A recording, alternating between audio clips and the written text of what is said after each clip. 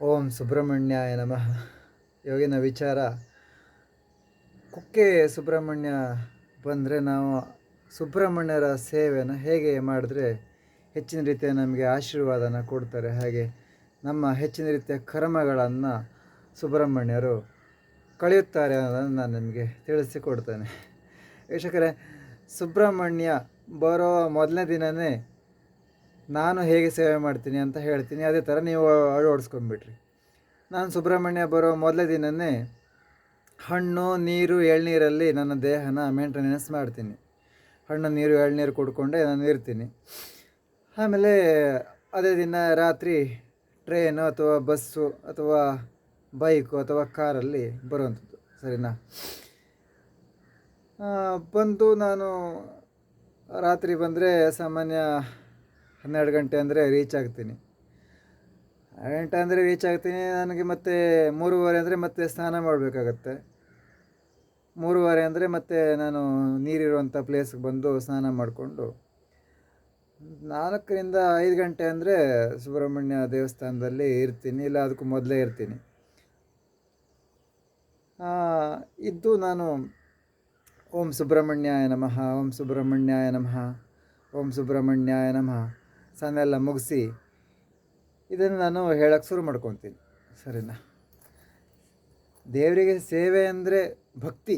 ನಾವು ಒಂದು ಶುದ್ಧ ದೇಹವನ್ನು ಇಟ್ಕೊಂಡು, ನಮ್ಮ ಹೊಟ್ಟೆಯನ್ನು ಶುದ್ಧ ಇಟ್ಕೊಂಡು, ಶುದ್ಧ ದೇಹ ಅಂದರೆ ನಮ್ಮ ಹೊಟ್ಟೆನ ಶುದ್ಧ ಇಟ್ಕೊಂಡು ನಾವು ಓಂ ಸುಬ್ರಹ್ಮಣ್ಯಾಯ ನಮಃ ಒಂದು ಚಿಕ್ಕದಾಗಿ ಒಂದು ನಾವಿಲ್ಲಿಂದ ಹೋಗೋವರೆಗೂ ಹೇಳ್ತಾ ಇದ್ದರೆ ನಮಗೆ ಎಷ್ಟು ಅನುಗ್ರಹ ಬೇಕು ಅಷ್ಟು ಅನುಗ್ರಹಿಸ್ತಾರೆ. ಸುಬ್ರಹ್ಮಣ್ಯ ದೇವಸ್ಥಾನಕ್ಕೆ ಯಾರೇ ಬಂದ್ರೂ ತುಂಬ ಒಳ್ಳೆಯದಾಗಿದೆ. ಹೇಗೆ ತುಂಬಾ ಆಸ್ತಿ ಐಶ್ವರ್ಯ ಕೇಳಿದೆಲ್ಲ ಶ್ರೀ ಸುಬ್ರಹ್ಮಣ್ಯರು ಕೊಟ್ಟಿದ್ದಾರೆ. ಯಾಕಂದರೆ ಅಷ್ಟು ಪವರ್ಫುಲ್ ಕೂಡ ಹೌದು.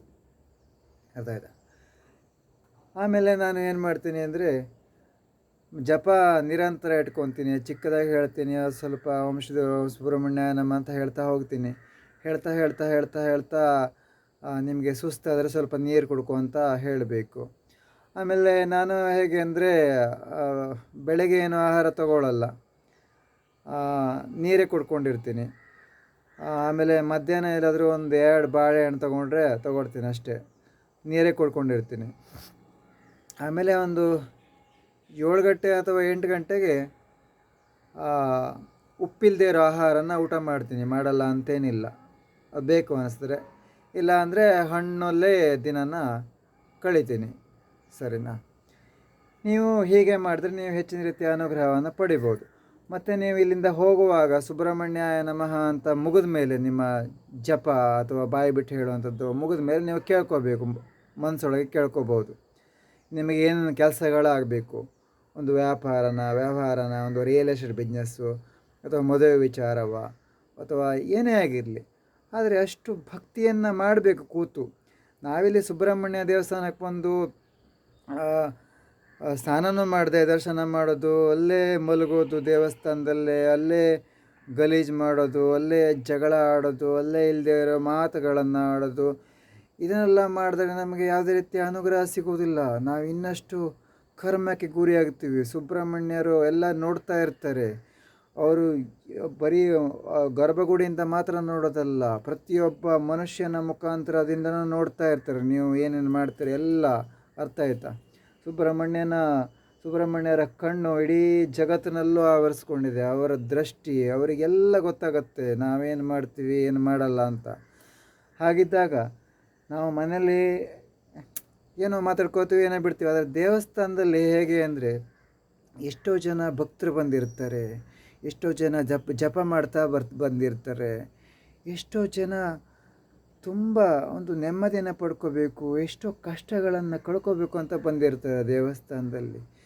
ಒಂದು ದೇವಸ್ಥಾನಕ್ಕೆ ಬಂದಾಗ, ಅಲ್ಲಿ ಸುಬ್ರಹ್ಮಣ್ಯ ದೇವಸ್ಥಾನಕ್ಕೆ ಬಂದಾಗ ಅಲ್ಲಿ ಜಗಳ, ಕಿರಿಕಿರಿ ಇದೆಲ್ಲ ನೀವು ಮಾಡಿದ್ರೆ ಅಲ್ಲಿ ಎಷ್ಟು ಜನಕ್ಕೆ ಸಮಸ್ಯೆ. ಆ ಸಮಸ್ಯೆ ಆದಂತಹ ಜನಗಳಿಂದೆಲ್ಲ ಅವ್ರ ನೋವೆಲ್ಲ, ಆ ಸಂಕಟ ಎಲ್ಲ ನಿಮಗೆ ಬರುತ್ತೆ. ಆ ಕರ್ಮ, ಅವರ ನೋವಿನ ಒಂದು ಕಣ್ಣೀರು, ದುಃಖ ಎಲ್ಲ ನೀವು ಅನುಭವಿಸ್ಬೇಕಾಗತ್ತೆ. ಆದರೆ ಅವರೇನು ಹೇಳಲ್ಲ, ಅವ್ರ ಮನಸ್ಸೊಳಗೆ ದುಃಖ ಪಡ್ತಾರೆ. ಅಯ್ಯೋ ದೇವರೇ, ಈ ಥರ ಮಾಡ್ತಾ ಇದ್ದಾರಲ್ಲ ಅಂತ ಸುಬ್ರಹ್ಮಣ್ಯ ಹತ್ರ ಕೇಳ್ಕೋತಾರೆ ಅವರು ಕೂಡ. ಅದಾಯ್ತಾ? ಅದಕ್ಕೆ ಯಾರೇ ಆಗಿರಲಿ ಆದಷ್ಟು ಈ ವಿಡಿಯೋನ ಶೇರ್ ಮಾಡಿ, ಎಲ್ಲರೂ ತಿಳ್ಕೊಂಡು ದೇವಸ್ಥಾನಕ್ಕೆ ಬಂದಾಗ ಶುದ್ಧವಾಗಿ ಮೌನವಾಗಿ ಜಪ ಮಾಡ್ತಾ ಅಥವಾ ಚಿಕ್ಕದಾಗಿ ಓಂ ಸುಬ್ರಹ್ಮಣ್ಯಾಯ ನಮಃ ಅಂತ ಹೇಳ್ತಾ ಬನ್ನಿ. ದೊಡ್ಡ ಕೂಗೋದು ಅಲ್ಲ, ಅದು ಬೇರೆಯವ್ರಿಗೆ ತೊಂದರೆನೇ, ಅರ್ಥ ಆಯ್ತಾ? ಹೀಗೆ ಚಿಕ್ಕದಾಗಿ ಓಂ ಸುಬ್ರಹ್ಮಣ್ಯಾಯ ನಮಃ, ಓಂ ಸುಬ್ರಹ್ಮಣ್ಯಾಯ ನಮಃ, ಇದು ಯಾರಿಗೂ ತೊಂದರೆನೂ ಇಲ್ಲ, ಅರ್ಥ ಆಯ್ತಾ? ಅದಕ್ಕೂ ಚಿಕ್ಕದಾಗಿ ಹೇಳ್ಬೋದು ನೀವು. ಇಷ್ಟು ಮಾಡಿ ನಿಮಗೆ ಸುಬ್ರಹ್ಮಣ್ಯರಿಂದ ಎಲ್ಲ ಅನುಗ್ರಹವೂ ಸಿಗುತ್ತದೆ. ದೇವಸ್ಥಾನ ಅಂದರೆ ಇದೇನು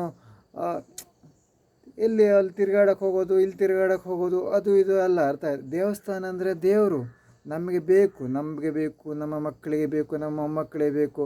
ದೇವರಿಂದನೇ ಎಲ್ಲ, ನಾವೆಲ್ಲಿ ಎಲ್ಲವನ್ನು ಅರ್ತಿಟ್ಕೋಬೇಕು ವೀಕ್ಷಕರೇ, ಅರ್ಥ ಆಯ್ತಾ? ತುಂಬ ದುಃಖ ಆಗುತ್ತೆ. ಕೆಲವರು ಜಗಳ ಆಡ್ತಾ ಇರ್ತಾರೆ, ಕೆಲವರು ಮಕ್ಕಳಿಗೆ ಹೊಡಿತಾರೆ, ಕೆಲವರು ಗಂಡ ಹೆಂಡತಿ ಜಗಳ ಆಡ್ತಾ ಇರ್ತಾರೆ. ಎಲ್ಲ ಹೆಚ್ಚಿನ ರೀತಿಯ ಜನಗಳನ್ನು ಅಂಥವ್ರನ್ನ ನೋಡೋದು, ಭಕ್ತಿ ಮಾಡೋದು, ಕೂತ್ಕೊಂಡು ಒಂದು ಮಂತ್ರಗಳನ್ನು ಓದೋದು, ಅಥವಾ ಒಂದು ದೇವಿ ಸಹಸ್ರನಾಮ ಓದೋದು, ಒಂದು ದುರ್ಗಾ ಸಪ್ತಶತಿ ಓದೋದು, ಇದೆಲ್ಲ ತುಂಬ ಕಡಿಮೆ. ಅದಕ್ಕೆ ನೀವು ದೇವಸ್ಥಾನಕ್ಕೆ ಬಂದಾಗ ಒಂದು ದುರ್ಗಾ ಸಪ್ತಶತಿ ಪುಸ್ತಕ ಇಟ್ಕೊಳ್ಳಿ, ಸಾಮಾನ್ಯ ಎಲ್ಲರೂ ಈ ವಿಡಿಯೋ ನೋಡಿದವರು. ಆಮೇಲೆ ಒಂದು ಶಿವ ಸಹಸ್ರನಾಮ ಪುಸ್ತಕ ಇಟ್ಕೊಳ್ಳಿ. ಆಮೇಲೆ ಸುಬ್ರಹ್ಮಣ್ಯ ಸಹಸ್ರನಾಮ ಪುಸ್ತಕ ಸಿಗ್ತದೆ ನಿಮಗೆ, ಅದನ್ನ ಇಟ್ಕೊಳ್ಳಿ ಸುಬ್ರಹ್ಮಣ್ಯ ದೇವಸ್ಥಾನಕ್ಕೆ ಬಂದಾಗ. ಮತ್ತು ಗಣೇಶ ಸಹಸ್ರನಾಮ ಪುಸ್ತಕ ಸಿಗುತ್ತದೆ ನಿಮಗೆ. ನೀವೆಲ್ಲ ಸೌತಡ್ಕ ಅಲ್ಲೆಲ್ಲ ಹೋದಾಗ ಗಣೇಶ ಸಹಸ್ರನಾಮ ಪುಸ್ತಕ ಓದ್ಬೋದು. ಮತ್ತು ಧರ್ಮಸ್ಥಳ ಮಂಜುನಾಥ ದೇವಸ್ಥಾನದಲ್ಲಿ ಶಿವ ಸಹಸ್ರನಾಮ ಪುಸ್ತಕವನ್ನು ಓದ್ಬೋದು, ಮಂತ್ರಗಳನ್ನು. ಅರ್ಥ ನಿಮ್ಗೆ ಎಲ್ಲಿ ಕೇಳಿದ್ರು ಕೊಡ್ತಾರೆ. ಒಂದು 200 ರೂಪಾಯಿ ಸಿಗ್ತದೆ ಎಲ್ಲ ಪುಸ್ತಕಗಳು, ಅರ್ಥ ಆಯ್ತಾ? ಇಷ್ಟು ಕಡಿಮೆಯಲ್ಲಿ ನಿಮಗೆ ಸಿಗ್ತದೆ. ನೀವು ಅದನ್ನು ಮಾಡಿಕೊಂಡ್ರೆ ನಿಮಗೆ ಎಷ್ಟು ದುಡ್ಡು ಕೂಡ ನಿಮಗೆ ಜಮಾ ಆಗ್ತದೆ. ನೀವು ಒಂದು 200 ರೂಪಾಯಿ ಮತ್ತು ಪುಸ್ತಕ ಕೊಡಬೇಕಲ್ಲ ಅಂತ ಕೆಲವರಿಗೆ ಮನಸ್ಥಿತಿಯಲ್ಲಿ ಬರ್ತದೆ, ಅರ್ಥ ಆಯ್ತಾ? ಆದರೆ ನಾವು ದೇವರಿಗೆ ಒಂದು ದೇವರ ಸೇವೆ ಒಂದು ಮಾಡಿದ್ರೆ ಭಕ್ತಿಯಿಂದ ನಮಗೆ ಹೆಚ್ಚಿನ ರೀತಿಯಲ್ಲಿ 200 ರೂಪಾಯಿ ಅಂತ ಮುಂದಿನ ದಿನದಲ್ಲಿ ನಮಗೆ 2000 3000 ಸಿಗುತ್ತದೆ. ನಾವು ಅಷ್ಟು ಖರ್ಚು ಮಾಡಿಕೊಂಡ್ರೆ ದೇವರಿಗೆ ನಾವು ಎಷ್ಟು ಭಕ್ತಿ ಮಾಡ್ತೀವಿ ಅಷ್ಟೇ ಅನುಗ್ರಹ, ಅರ್ಥ ಆಯ್ತಾ?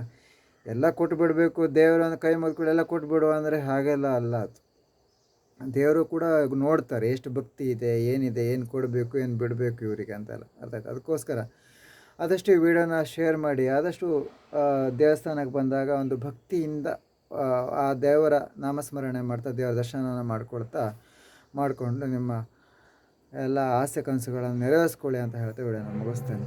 ಓಂ ಸುಬ್ರಹ್ಮಣ್ಯಾಯ ನಮಃ. ಎಲ್ಲರೂ ಹೇಳಿ ಓಂ ಸುಬ್ರಹ್ಮಣ್ಯಾಯ ನಮಃ.